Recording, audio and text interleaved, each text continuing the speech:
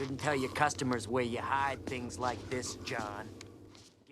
Whenever one thinks of killer dolls featured in horror movies, there is always one that instantly springs to mind. Still reigning supreme among foul-mouthed killer dolls, Chucky has spanned across generations and withstood the test of time through sequels and remakes and, dare we disregard, the TV spin-offs? Don't be fooled by the doll's diminutive size. Believe us when we say that you would not want to fall prey to this murderous doll's bloodlust. Despite the absurdity of the franchise, Child's Play and the villain Chucky have managed to maintain their place among the best horror slashers. Now, if you can recall the 1988 original movie, Chucky was created after Charles Lee Ray, a fugitive serial killer who had suffered a fatal gunshot wound during a police pursuit, used a voodoo incantation to channel his soul into a good guy doll in a toy store. While there is no denying that the plot of the film is completely fictional, there is one aspect, however, that remains true. If you are wondering what that could be, well, Child's Play is actually based on a real story, and in today's video, we're going to explore the true story behind the 1988 slasher film. Are you ready? Let's dive right into the video then. But before we go into our explanation, we do have one very small request. If you enjoy our content, then please support us by subscribing to our channel. This is a small click for you, but for us, it means a lot. Thank you. Let's begin. Hi, I'm Chucky. Wanna play? The real-life inspiration for Chucky. The actual events that serve as inspiration for the plot of Child's Play began with the tale of Robert the Doll. Truth be told, Chucky was simply one of the several mass-produced good guy dolls, whereas Robert the Doll was actually a child's plaything initially owned by Florida painter Robert Eugene Otto. Of course, there are more than a few stories as to how Otto was first gifted the doll. Some claim that Otto received the doll from a woman who worked for his family, while others claim that it was a birthday present from Otto's grandfather who purchased the doll while traveling to Germany. If the former is to be believed, the woman apparently practiced voodoo and created the doll as a form of retaliation for being mistreated by her family. Believe what you want to, but what is certain is that Otto's bond with the doll continued into adulthood. In fact, Otto was so fond of the doll that he would call the doll Robert, which was his own name, and he himself would go by the name Eugene. So much so, Otto would even refer to the doll in the first person as if it was a living being, and he would even bring the doll everywhere. Naturally, Otto was prone to blaming the odd occurrences in the house on Robert, asserting that the doll was the culprit.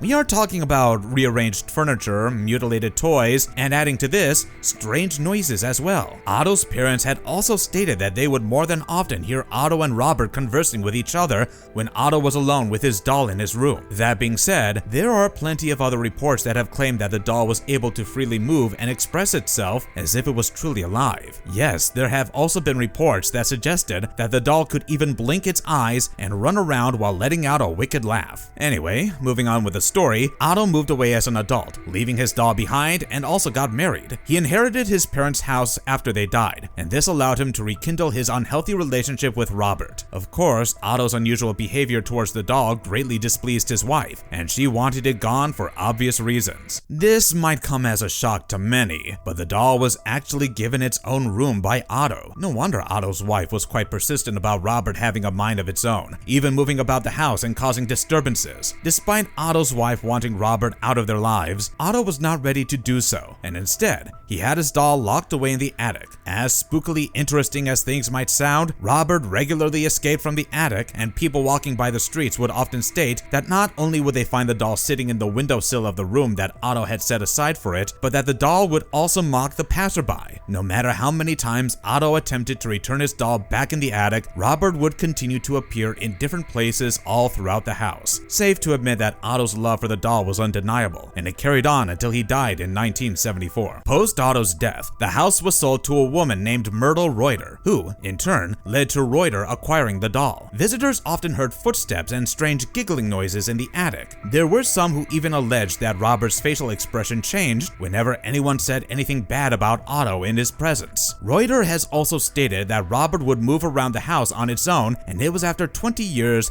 that she eventually donated the doll to the Fort East Martello Museum in Key West, Florida. But rather than going into limbo, Robert's arrival at the museum marked quite a turning point for the doll. Ever since the doll arrived, it has had plenty of visitors or lovers of the strange and unusual, to be more precise, visiting the museum to get a good look at the mischievous doll. That's not all. People continue to send the doll letters and emails to this day. According to Corey Convertito, the curator of the museum, Robert gets 1 to 3 letters daily, which, mind you, are not fan letters. The letters are basically apology notes because many visitors firmly believe that they are disrespecting the doll during their visit and also not asking permission to take Robert's autograph. They have fallen prey to a string of misfortunes, so when they write the letters, they are basically asking Robert to forgive them. Convertito has stated that more than 1,000 letters have been received, all kept and cataloged. The infamous Robert the doll is at least 119 years old, and it continues to remain at the museum to this day.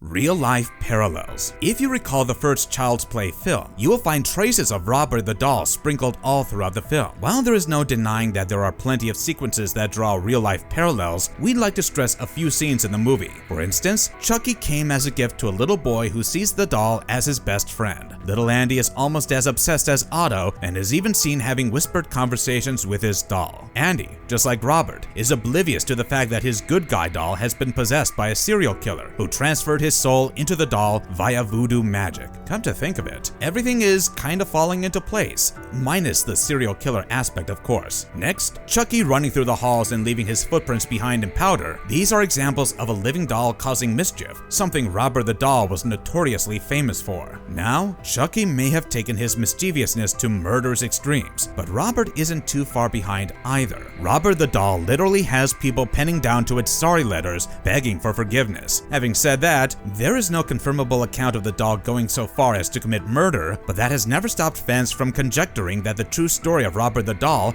had a major influence on the Child's Play franchise.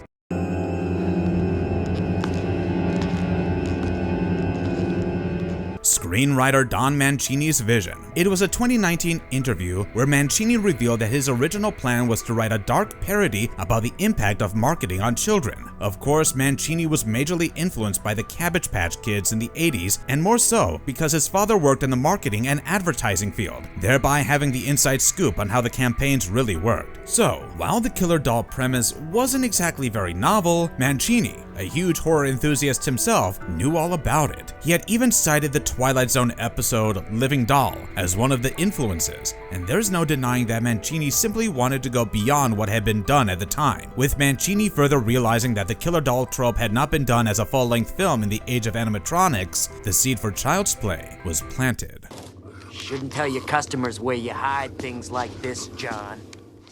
Marvelous verdict. Boy, aren't we horror fans blessed to have met this pint-sized homicidal maniac otherwise known as Chucky? Somehow, the whole based on a true story label simply ups the fear factor of Tom Holland's 1988 movie. But then again, those are strictly our thoughts. But what about you? Well, that's all for today, and with this, we finally come to an end of our video. Do share your insightful thoughts with us in the comments section below. Also, stay tuned with us as we promise to come back with more exciting content. Till then, goodbye and have a good one. And if you liked our content, don't forget to leave a like and subscribe to us if you haven't already. Have a good one, be safe, and thanks everyone.